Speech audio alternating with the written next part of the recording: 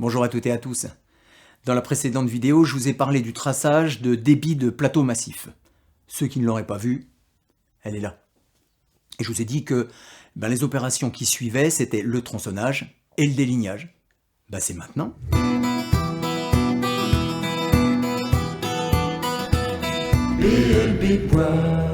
Alors, quand je dis tronçonnage et délignage, vous l'avez compris, la première opération, c'est le tronçonnage. Un petit rappel, le tronçonnage, c'est quand vous allez scier perpendiculairement au fil du bois, et le délignage, c'est un sciage parallèle au fil du bois. Avant d'entrer dans le vif du sujet, un petit point de détail à propos de la vidéo précédente sur le traçage. Certains d'entre vous m'ont posé des questions par rapport au repérage des défauts en dessous du plateau. Alors, lorsque vous identifiez les défauts sur la face du dessous, il faut aussi les repérer sur la face du dessus, là où vous allez faire votre tracé. Ça n'aurait aucun sens de les repérer sur la face que vous ne verrez pas quand vous allez faire votre tracé. Bon, il y a plusieurs façons de faire. Moi, ce que je fais, je mets le plateau sur le champ, et en passant mon bras par-dessus, je regarde si chaque défaut du dessous se trouve à peu près en face de ceux du dessus, comme les défauts numéro 2 et numéro 3. Alors, il est possible qu'un défaut se trouve sur une face sans déboucher sur l'autre, comme le nœud numéro 1, qui peut être un début de branche par exemple, que je repère sur le dessus, ou comme la fente numéro 4 du dessous, que je repère aussi sur le dessus. Il arrive parfois que des défauts changent de taille d'une face à l'autre, ou qu'un défaut comme le numéro 5 ne traverse pas perpendiculairement et se trouve décalé sur l'autre face. Voilà pourquoi il est primordial de repérer les défauts du dessous pour les reporter sur la face du dessus. Bon, revenons au tronçonnage. On va commencer par le plus simple. On va faire la découpe des petites parties à éliminer aux extrémités du plateau. Et il va sans dire que l'installation du chantier est super importante. Il faut travailler en toute sécurité et dans le confort. Et comme très souvent, il y a de nombreuses façons de faire. Vous pouvez le faire sur des chevrons posés au sol, sur des tréteaux, sur un plan de travail ou même sur un autre plateau. Mais quelle que soit la solution que vous choisirez, le principe reste le même. Il faut que votre chantier soit bien stable, que vous soyez à l'aise pour travailler et que vous ayez anticipé le comportement de la chute pour ne pas qu'elle vienne serrer la lame ni vous tomber sur les pieds. Donc, les EPI sont de rigueur et particulièrement les chaussures de sécurité. Concernant le matériel, de nombreuses machines sont bien sûr capables de tronçonner un plateau. Tronçonneuse, thermique ou électrique, scie circulaire, scie sauteuse, scie égoïne. Alors moi, j'utilise principalement la scie circulaire, ponctuellement la tronçonneuse thermique, mais en extérieur à cause des gaz d'échappement, et la scie sauteuse. Petite précision pour la scie circulaire. Faut surtout pas oublier de l'équiper d'une lame spéciale à débit de bois massif et du couteau diviseur. Oui. Alors, une lame à débit, c'est une lame qui a un petit nombre de dents. Et plus le nombre sera petit, plus l'espace entre les dents sera important. Ça va permettre d'évacuer le copeau. Il va sans dire qu'il ne faut pas oublier le couteau diviseur. Lui, il va réduire le serrage du bois sur la lame.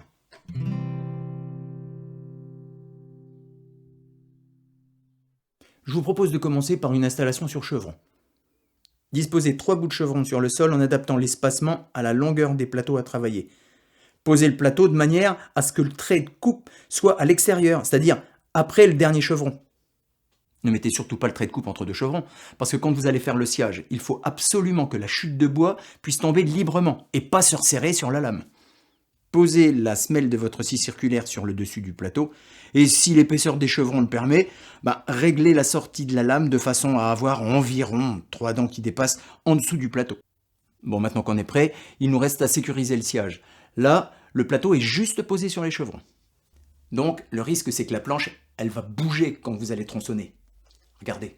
Il n'y a rien qui la tient. Donc, vous pouvez la maintenir avec votre pied ou avec votre genou. Faites des essais pour trouver la bonne position. C'est vraiment en fonction de votre morphologie que vous allez utiliser soit le pied, soit le genou. D'accord ? Mais prenez du temps pour la trouver, cette bonne position, c'est important. Et le top, c'est d'être deux. Un qui tient la planche et un qui tronçonne.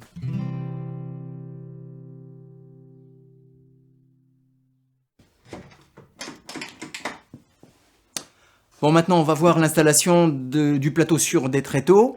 Je dirais que l'avantage, c'est qu'on est en train de travailler à hauteur, on est bien stable sur les pieds, et ça permet de tenir la scie bien fermement.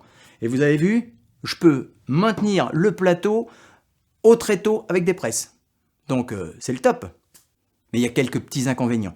Le premier, c'est quand vous allez tronçonner, la chute va tomber de haut et ça peut faire mal.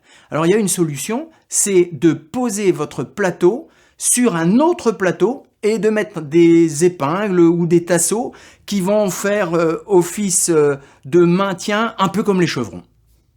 Vous pouvez par exemple vous servir des épingles de stockage que vous aurez pris soin de récupérer en scierie lors de l'achat de votre bois. Et comme ça, vous ne risquez plus de prendre un morceau sur les pieds ou sur les tibias. Le deuxième inconvénient, c'est la manipulation. Quand vous allez devoir amener vos plateaux sur les tréteaux, si vous avez un gros débit, ça va vite devenir pénible. Alors, il y a une solution. Vous pouvez faire vos tronçonnages au fur et à mesure quand vous faites votre tracé. Soit vous les faites sur le lieu de votre stockage, soit vous vous mettez en extérieur, quand c'est possible, bien sûr. Encore une fois, c'est important de pouvoir adapter ces techniques aux différentes situations. C'est pour ça d'ailleurs que souvent je vous montre plusieurs solutions. Alors bien sûr, il y aurait la solution idéale avec de la place, les bons outils, les bons matériaux, etc., etc. Et puis il y a les cas particuliers. D'ailleurs, j'aimerais bien que dans les commentaires, vous m'expliquiez vos astuces de débit. Et en plus, ça peut servir à tout le monde. Puis vous pouvez me poser les questions dans les commentaires comme d'habitude. Moi j'aime bien les petites discussions qu'on a ensemble comme ça. Ça me rappelle un peu quand j'étais prof d'ébénisterie à l'AFPA. Ah bien sûr, sauf que là, je sais que parmi vous, il y a un petit peu des pros. Donc ça me met la pression. Et tiens, j'en profite tant que j'y suis pour vous remercier toutes et tous de votre sympathie et de votre grande bienveillance dans les commentaires. C'est vraiment super motivant de vous lire. Bon, revenons à nos plateaux. Ils sont bien maintenus, maintenant on va pouvoir attaquer. Mais se pose le problème du guidage de la scie. Alors, on peut le faire à la volée. Sans aucun guide. Ouais, bien sûr. Je suis certain même d'ailleurs qu'il y en a pas mal d'entre vous qui le font. Ça m'arrive aussi à moi. Mais ça demande quand même un peu d'expérience. Et puis, il y a des fois, je vous assure que c'est pas si évident que ça à la volée. J'en entends même qui disent « Oh, c'est facile, je tiens la scie circulaire d'une main et le plateau de l'autre. » Bon non, faites pas ça. Ah, je peux pas vous conseiller des techniques aussi hasardeuses. La scie circulaire, c'est quand même une machine potentiellement dangereuse. Il faut la tenir fermement pour la guider, d'accord? Donc, prenez votre temps pour travailler en toute sécurité, même si le risque zéro n'existe pas. Le risque d'une scie circulaire mal guidée, c'est de bloquer la lame dans le bois. C'est pas la petite lame d'une scie sauteuse qu'on peut bouger comme ça facilement. Elle est large, cette lame de scie circulaire. Et encore, si elle faisait que se bloquer, la machine peut reculer brutalement, donc ça peut faire peur, elle peut tomber, vous pouvez vous blesser. Alors je sais, ça prend un peu de temps, mais ça vaut vraiment le coup d'éviter les urgences. C'est pourquoi je vais vous montrer différentes façons de guider votre scie circulaire, avec une règle et avec un rail de guidage.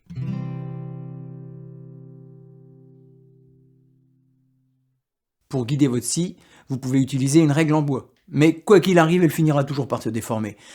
Une règle en contreplaqué, c'est déjà mieux. Mais le top, c'est une règle en aluminium contre laquelle vous allez glisser le bord droit de la semelle de votre scie circulaire. Je vous montre tout ça, les amis. Alors dans un premier temps, il va falloir mesurer la valeur qu'il y a entre le bord de la semelle et la lame de la scie. Alors là, je lis 48, 48,5, 49. C'est pas très précis tout ça. Vous savez quoi?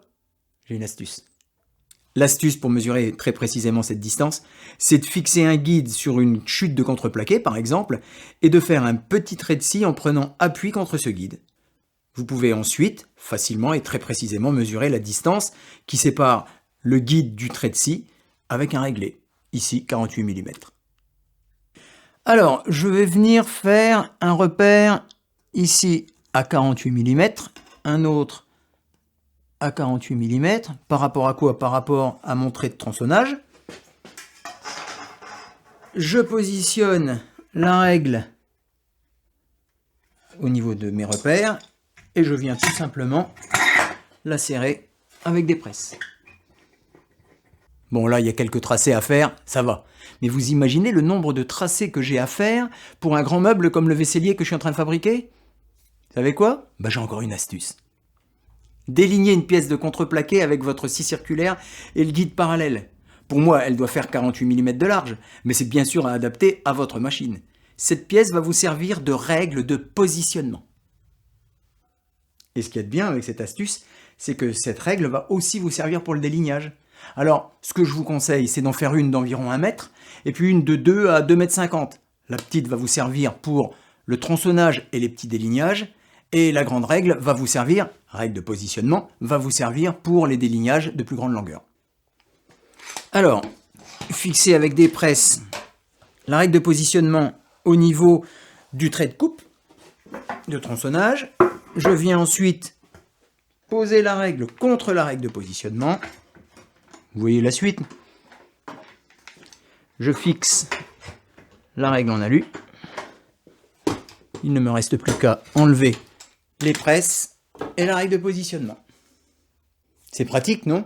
Plus besoin de mesurer quoi que ce soit. Et en plus, cette petite règle de positionnement va vous servir tout le temps. Alors, bien entendu, si vous utilisez la même scie circulaire avec la même lame. Bah oui, attention, parce que si vous changez de lame, ça peut modifier très légèrement la dimension qu'il va y avoir entre le bord de la semelle et la lame de votre scie circulaire. Posez la semelle de votre scie circulaire sur le dessus du plateau, et si l'épaisseur des chevrons le permet, réglez la sortie de la lame de façon à avoir environ 3 dents qui dépassent en dessous du plateau.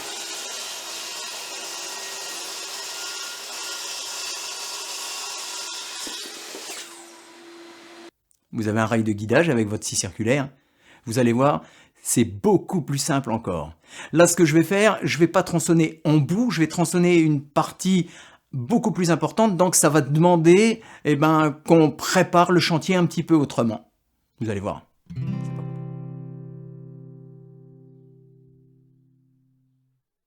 Alors vous avez vu, j'ai installé la planche, le plateau que je veux couper, sur une autre planche qui me sert de plan de travail. Déjà là, je suis sûr que la partie qui va tomber ne tombera pas par terre. Et j'ai positionné un petit peu les tasseaux à des endroits bien particuliers. Un au bout, un ici à ma gauche du trait de tronçonnage et un tout près à la droite du trait de tronçonnage. Et vous avez vu les amis, là-bas j'en ai pas mis.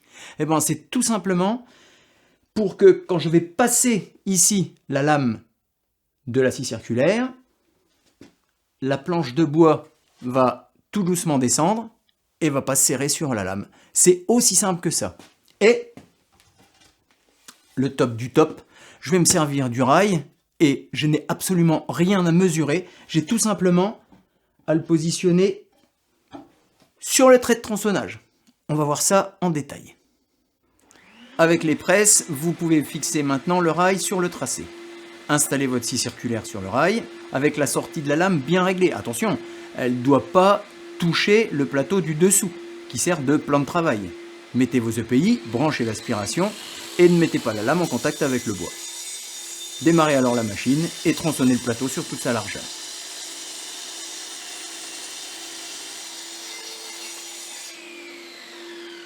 C'est super pratique, non? Bon, d'accord, ça demande un petit investissement, mais ça vaut vraiment le coup. D'ailleurs, je serais curieux de voir en commentaire si certains regrettent d'avoir acheté une scie circulaire avec un rail. Dites-nous. Là, le rail que j'ai utilisé était petit, mais il en existe des plus longs. Et vous pouvez même les relier les uns au bout des autres pour augmenter la valeur de coulissage pour les grands délignages. Bon, là, c'était assez facile, il n'y avait qu'un tronçonnage à faire sur toute la largeur. Mais comment on fait quand on a un tracé en zigzag? Regardez, je vous explique les amis. Alors un tracé en zigzag, c'est quand vous ne pouvez pas tronçonner le plateau sur toute sa largeur sans couper des pièces où il ne le faut pas. Et bien c'est là que vous allez vous servir de votre scie sauteuse et de votre tronçonneuse pour tronçonner partiellement la largeur du plateau. Vous allez alterner entre tronçonnage et délignage en fonction du tracé. Alors, je sais, ça prend un peu de temps, mais en optimisant le tracé, vous avez quand même beaucoup moins de pertes. Regardez, je vais vous montrer quelques exemples de tronçonnage et de délignage sur une planche en partant du principe que j'ai déjà coupé les deux extrémités. Commencez par tronçonner ici en premier, puis délignez-la en deuxième. En troisième, on peut tronçonner cette partie. En quatrième, vous pouvez déligner toutes ces pièces. En cinquième, on peut déligner au milieu pour ensuite tronçonner ici en 6e, etc., etc. Bon, je m'arrête là. Vous l'aurez compris que pendant cette phase de débit, vous allez alterner entre tronçonnage et délignage en fonction des tracés que vous aurez fait sur vos planches. Bon, allez, on va voir maintenant le délignage d'un peu plus près.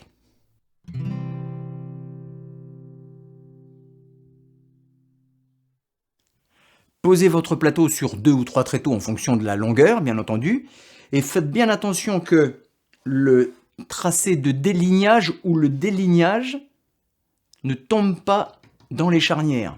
La lame n'aimerait pas ça. Oui les amis, vous l'avez compris, on va scier un petit peu les tréteaux. Pas de panique sur quelques millimètres.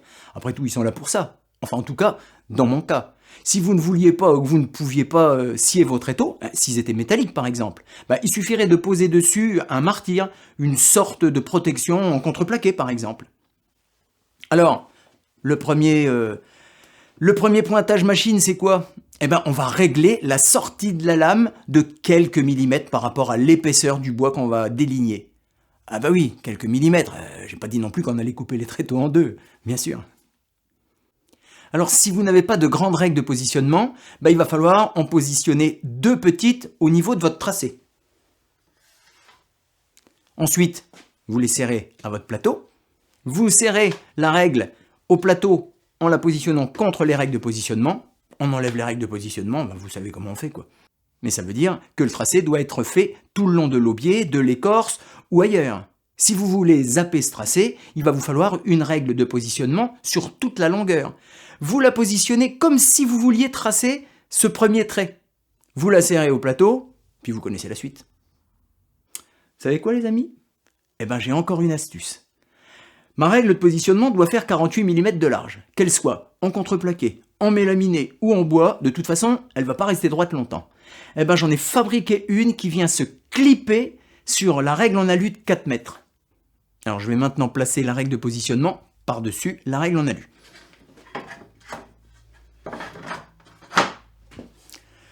Je vais la déplacer de manière à ce que le champ de la règle de positionnement se trouve à l'endroit où je veux faire passer ma lame. Comme si je voulais faire un trait, mais je ne vais pas le faire.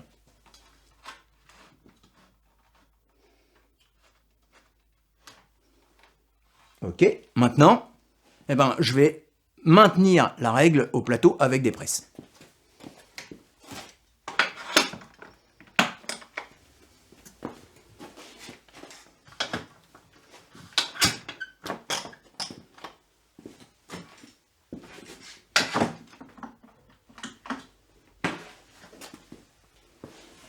C'est pratique, non? Ça évite beaucoup de manipulations. Il n'y a que la règle en aluminium à serrer au plateau. Imaginez quand vous avez un grand nombre de délignages à faire, et surtout si vous n'avez pas de rail de coulissage, c'est vraiment le top.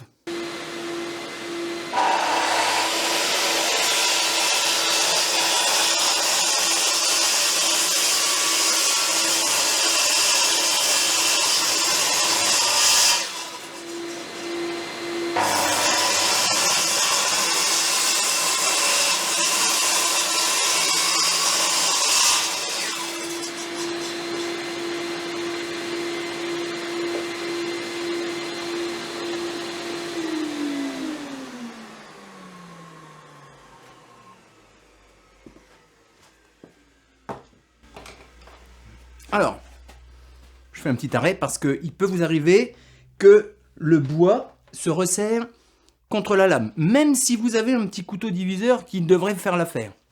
J'ai un petit truc pour que ça n'arrive pas.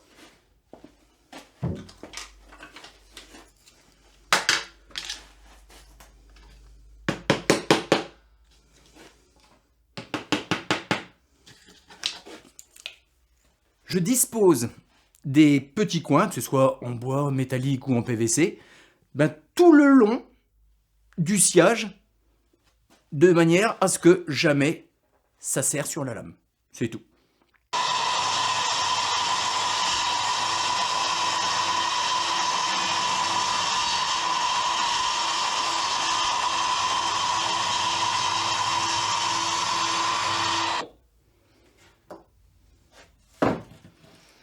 Vous avez vu la règle de positionnement? Simple mais efficace.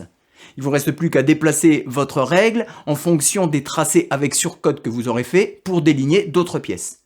Simple mais efficace. Vous aurez compris comment faire avec un rail de coulissage. La seule chose qu'il faut bien prendre en compte, c'est son épaisseur pour régler quoi? La sortie de votre lame. Bon, je termine les délignages et j'attaque les usinages et les assemblages pour mon vaisselier. Là, j'ai du pain sur la planche. Si comme moi vous modélisez vos projets avec SketchUp, vous connaissez sans doute les plugins BLB Bois et le livre qui détaille leur fonctionnement. Si c'est pas le cas, je vous encourage vraiment à aller jeter un coup d'œil sur le site BLB Bois. Les liens sont dans la description à la fin de cette vidéo. Et il y a même une formation en ligne. Enfin bref, c'est pas de ça dont je voulais parler. L'actu, c'est un nouveau livre consacré à SketchUp. Concevoir en bois avec SketchUp. Pas question de plugins dans celui-ci. Il s'agit au contraire d'utiliser les outils de base du logiciel, mais pour réaliser des modélisations complexes, comme des pièces courbes, des assemblages d'angles, etc., etc. Vincent, l'auteur du livre, nous donne ici ce qui manque en général le plus quand on utilise un logiciel, quel que soit le domaine d'ailleurs.